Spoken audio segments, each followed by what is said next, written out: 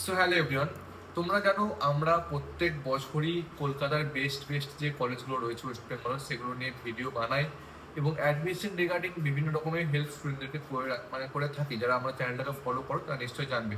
তো আজকে আমরা ভিডিও বানাবো যে টপিকটা নিয়ে, সেটা হচ্ছে কলকাতার মধ্যে টপ টপ যে প্রাইভেট কলেজগুলো রয়েছে, শুধু কলকাতা বলে না, ওয়েস্ট বেঙ্গলের মধ্যে যে টপ প্রাইভেটগুলো রয়েছে সেগুলোতে অ্যাডমিশনের প্রসেস কীরকম রয়েছে, যারা একটু ভালো র্যাঙ্ক হয়েছে তারা কোন কলেজগুলো নিয়ে ভাবতে পারে, যাদের র্যাঙ্ক ঠিকঠাক হয়নি, ডিরেক্ট অ্যাডমিশন নেওয়ার কথা ভাবছো তারা কোন কোন কলেজগুলো নিয়ে ভাবতে পারো, সেই জিনিসগুলো নিয়ে আজকে আমরা আলোচনা করবো।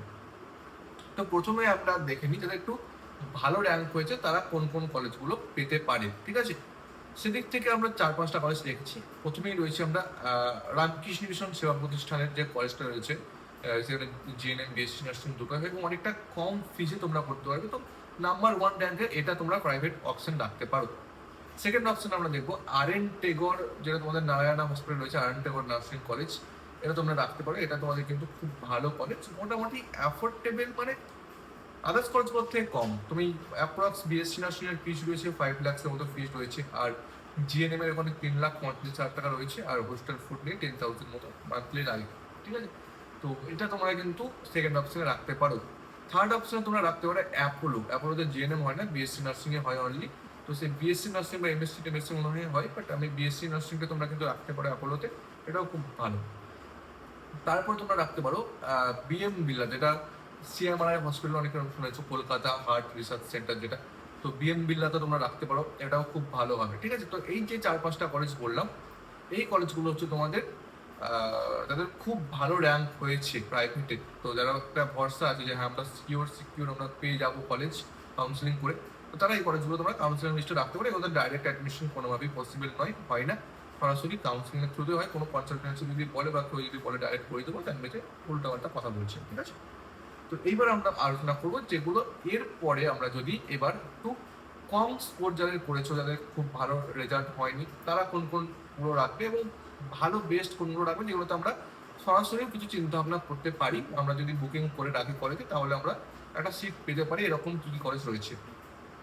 তো প্রথমত বেলভিউ ক্লিনিকের নাম তোমরা সবাই শুনেছো, কলকাতাতে বেলভিউ ক্লিনিক হসপিটাল খুব ভালো, এটা খুব টপ কলেজের মধ্যেই বলা যেতে পারে। এবং প্রিয়াম্বদা বিড়লা ইনস্টিটিউশন যে কলেজটার নাম, ঠিক আছে, নিউ টাউনে রয়েছে, এটা তোমরা রাখতে পারো লিস্টে, যেটা একটু কম রেজাল্ট হয়েছে। এবং তোমরা আমাদের এই স্ক্রিনে দেওয়া নাম্বার যদি যোগাযোগ করো, আমরা কিন্তু তোমাদের সরাসরি এই কলেজগুলোর সঙ্গে আমাদের কন্ট্রাক্ট আছে, আমরা অ্যাডমিশন করাই কাজ করি। তো আমরা কিন্তু আমাদের একটা সিটের আমরা অ্যারেঞ্জ করে দিতে পারবো। ঠিক আছে, তো সেক্ষেত্রে কিন্তু কোনো রকম কোনো নো ডাউট আমরা ইজিলি তোমাদের অ্যাডমিশনটা করে দিতে পারবো। যারা ডিরেক্ট অ্যাডমিশন নিয়ে চিন্তা ভাবনা করছো, রিস্ক নিতে চাইছো না, তারা আমাদের সঙ্গে যোগাযোগ করতে পারো। ঠিক আছে, আর হ্যাঁ একটা কথা বলে দিই, যারা জেন পাস এক্সামটা দিয়েছো তারাই শুধুমাত্র কিন্তু নার্সিংয়ের জন্য যোগাযোগ করবে। ইএস কাউন্সিলিং যাদের রয়েছে, আদারওয়াইজ যারা নিট এক্সাম দিয়েছো, ভ্যালিড র্যাঙ্ক কার্ড রয়েছে একটা, তারা কিন্তু যোগাযোগ করবে। যারা নিট বা জেন পাস কিছু দাওনি, তারা কিন্তু বিএসসি নার্সিং তোমাদের হবে না, তোমরা কোনো কলেজে করতে যেও না, রেজিস্ট্রেশন পাবে না, প্রবলেম হয়ে যাবে। আগের বছরে কিন্তু এরকম অনেক কেস অনেক কলেজে হয়েছে, রেজিস্ট্রেশন পায়নি, আবার তাদেরকে নতুনভাবে এক্সাম দিয়ে কিন্তু অ্যাডমিশন নিতে হচ্ছে। এই প্রবলেমগুলো কিন্তু হয়। তো অনলি ফর বিএসসি নার্সিং কিন্তু এন্ট্রান্স এক্সাম দিয়ে তবে কিন্তু যাবে। ঠিক আছে, জিএনএমটা এই বছর বলতে পারছি না কি হবে, আগের বছর যারা এন্ট্রান্স দিয়েছে তাদের রেজিস্ট্রেশন হয়ে গেছে, এই বছর যাই না, বাট শোনা যাচ্ছে এবছরও হয়ে যাবে, প্রবলেম কিছু হবে না। তো এইবার আমরা কথা বলবো আর একটা post basic nursing entrance without entrance exam কোনো কলেজে অ্যাডমিশন হয় না ডাইরেক্ট। ঠিক আছে, চলো এবার আমরা মেন টপিক আসা যাক, কলেজ নিয়ে। তো ফার্স্ট আমরা বললাম Priyamvada Birla Institute of Nursing Science, এটা হলো। সেকেন্ড হচ্ছে দিশান। দিশান খুব ভালো, দিশান হসপিটাল রয়েছে অনেক বড় কলকাতাতে। তো দিশান নার্সিং কলেজ তোমরা রাখতে পারো লিস্টের মধ্যে, এটাও কিন্তু আমরা অ্যাডমিশন করাতে পারবো, এখানেও তোমরা অ্যাডমিশন নিতে পারো, এটাও খুব ভালো। ঠিক আছে, দেন চারনোক রাখতে পারো, চারনোক নার্সিং কলেজ বা চারনোক হসপিটালের নামও শুনেছো, তো চারনোকটা তোমরা রাখতে পারো।